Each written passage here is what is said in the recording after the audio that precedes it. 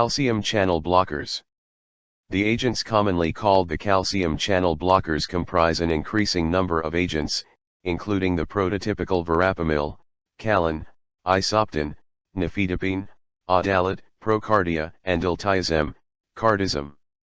These agents are a chemically and pharmacologically heterogeneous group of synthetic drugs, but they possess the common property of selectively antagonizing Ca movements that underlie the process of excitation-contraction coupling in the cardiovascular system.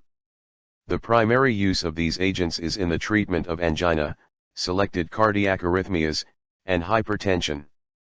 Although the Ca channel blockers are potent vasodilating drugs, they lack the fluid-accumulating properties of other vasodilators and the persistent activation of the sympathetic and rennin-angiotensin-aldosterone axes. Furthermore, the broad potential range of activities, both within and without the cardiovascular system, suggests that they may be clinically useful in disorders from vertigo to failure of gastrointestinal smooth muscle to relax. A number of second-generation analogues are known, particularly in the nifedipine, 1,4-dihydropyridine series, including Nimodipine, Nimotop, nicardipine, Cardin, felodipine, Plendil, nisoldipine, Solar, and amlodipine, Norvasc. These agents differ from nifedipine principally in their potency, pharmacokinetic characteristics, and selectivity of action. Nimodipine has selectivity for the cerebral vasculature. Amlodipine exhibits very slow kinetics of onset and offset of blockade, and felodipine and nisoldipine are vascular selective 1,4-dihydropyridines. Calcium antagonism. The concept of calcium antagonism as a specific mechanism of drug action was pioneered by Albrecht Fleckenstein and his colleagues, who observed that verapamil and subsequently other drugs of this class mimicked in reversible fashion the effects of Ca withdrawal on cardiac excitability. These drugs inhibited the Ca component of the ionic currents carried in the cardiac action potential. Because of this activity, these drugs are also referred to as slow channel blockers, calcium channel antagonists, and calcium entry blockers. The actions of these drugs must be viewed from the perspective of cellular Ca regulation, Fig. 11. Ca is fundamentally important as a messenger, linking cellular excitation and cellular response. This role is made possible by the high inwardly directed Ca concentration and electrochemical gradients, by the existence of specific high-affinity Ca binding proteins, example calmodulin, that serve as intracellular Ca receptors, and by the existence of Ca-specific influx, efflux, and sequestration processes. Calcium, in excess, serves as a mediator of cell destruction and death during myocardial and neuronal ischemia, neuronal degeneration, and cellular toxicity. The control of excess Ca mobilization is thus an important contributor to cell and tissue protection. The available Ca channel blockers exert their effects primarily at voltage-gated Ca channels of the plasma membrane. There are at least several types of channels L, T, N, P/Q and are distinguished by their electrophysiological and pharmacological characteristics. The blockers act at the L-type channel at three distinct receptor sites, Fig. 2. These different receptor interactions underlie, in part, the qualitative and quantitative differences exhibited by the three principal classes of channel blockers. Cellular stimuli that involve Ca mobilization by processes other than that at the L-type voltage-gated channels will be either completely or relatively insensitive to the channel blockers. This differential sensitivity contributes to the variable sensitivity of vascular and non-vascular smooth muscle to the actions of these drugs, for example, the regional vascular selectivity and the general lack of activity of these agents in respiratory or gastrointestinal smooth muscle disorders. The selectivity of action of calcium channel blockers. Although the available Ca channel blockers exert their effects through an interaction at one type of channel, they do so at different sites. Figure 2 shows that the channel blockers act at three discrete receptor sites to mediate channel blockade indirectly rather than by a direct or physical channel block. The existence of the different receptor sites is one basis for the different pharmacological profiles exhibited by these agents. The activity of the Ca channel blockers increases with increasing frequency of stimulation or intensity and duration of membrane depolarization. This use-dependent activity is consistent with a pre-aired interaction of the antagonists with the open or inactivated states of the Ca channel rather than with the resting state. This activity is not shared equally by all Ca blockers and so may provide a further basis for the therapeutic differences between them.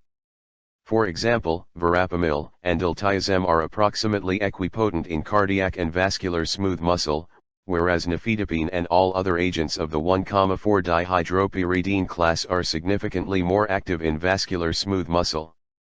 Furthermore, different members of the 1,4-dihydropyridine class have different degrees of vascular selectivity.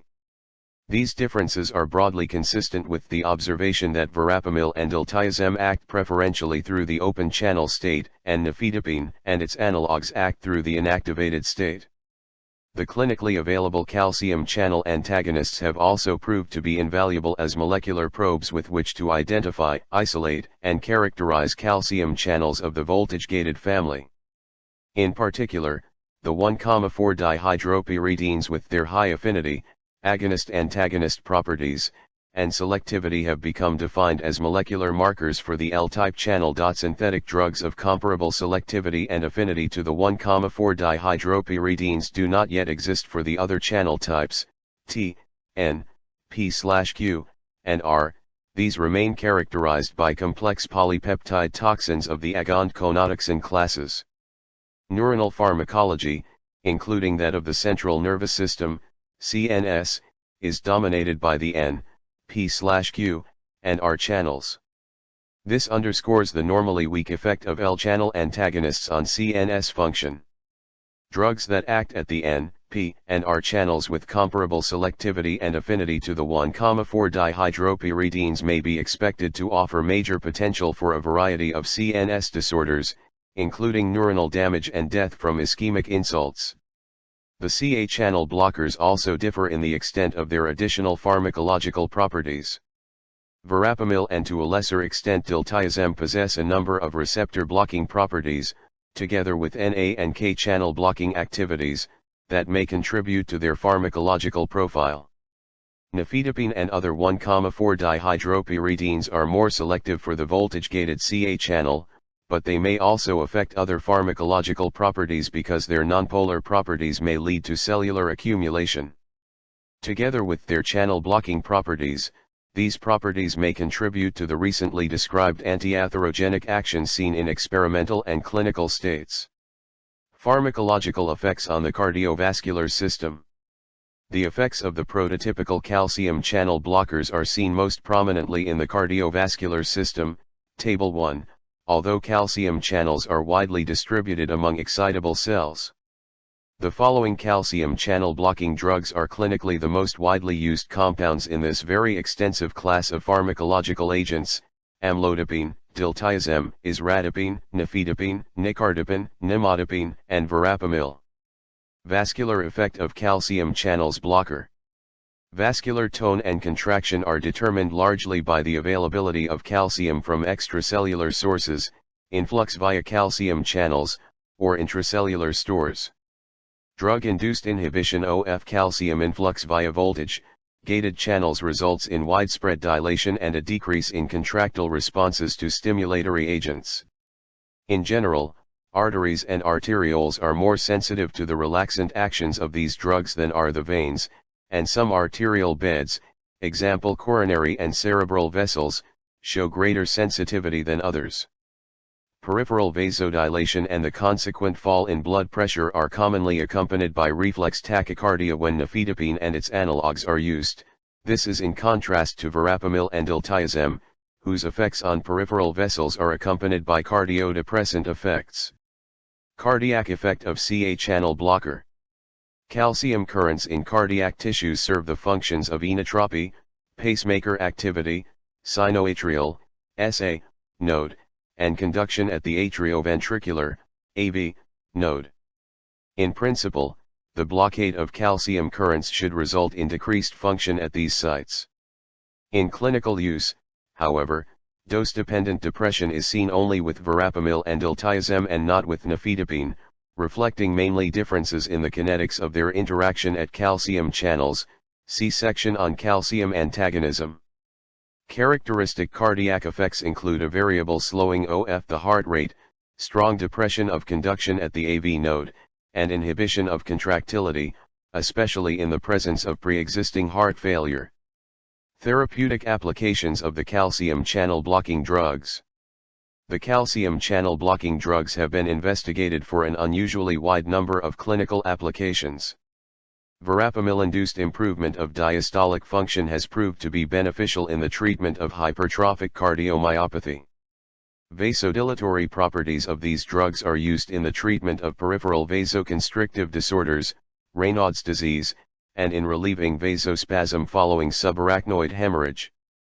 There is ongoing interest in investigating protective effects on renal function and in the ability to reduce deleterious vascular changes in diabetes mellitus.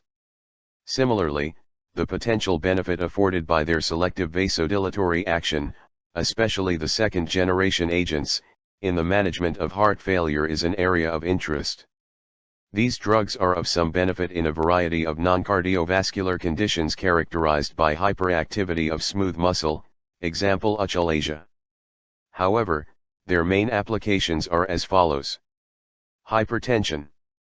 The calcium channel blocking drugs are effective anti-hypertensive agents and enjoy widespread use as single medication or in combination. Their effectiveness is related to a decrease in peripheral resistance accompanied by increases in cardiac index. The magnitude of their effects is determined partly by pretreatment blood pressure levels.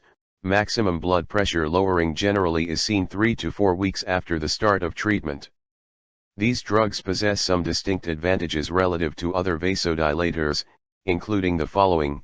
1. Their relaxant effect on large arteries results in greater compliance, which is beneficial in older persons. Tolerance associated with renal retention of fluid does not occur.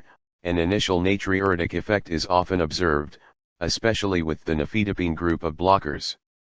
2. They do not have significant effects on the release of renin or cause long-term changes in lipid or glucose metabolism. 3. Postural hypotension, first dose effect, and rebound phenomenon are not commonly seen. Their antihypertensive efficacy is comparable to that of B-adrenergic blockers and angiotensin-converting enzyme, ACE, inhibitors. The choice of a calcium channel blocker, especially for combination therapy, is largely influenced by the effect of the drug on cardiac pacemakers and contractility and coexisting diseases, such as angina, asthma, and peripheral vascular disease. Ischemic heart disease. The effectiveness and use of calcium channel blockers in the management of angina are well established. Their benefit in post-infarction stages is less certain.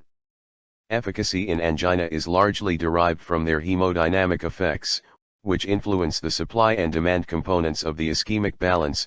1. By increasing blood flow directly or by increasing collateral blood flow, and 2. By decreasing afterload and reducing oxygen demand. All three agents are useful in the management of stable exertional angina, with their vasodilatory and cardiac effects making beneficial contributions. Given the differences in their relative effects, the response of the patient can vary with the agent used and the pre-existing cardiac status. All agents are also effective in the control of variant, Prinzmetal's, angina, in which spasm of the coronary arteries is the main factor. Their usefulness in the more complex unstable, pre-infarction, angina is less definite, depending on the hemodynamic status and the susceptibility of the patient to infarction. Cardiac arrhythmias. The prominent depressant action of verapamil and diltiazem at the SA and AV nodes finds use in specific arrhythmias.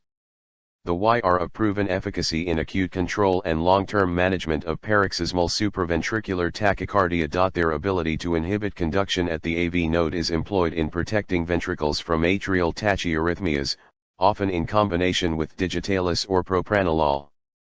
Pharmacokinetics. A comparison of the pharmacokinetic properties of these agents is listed in Table 2.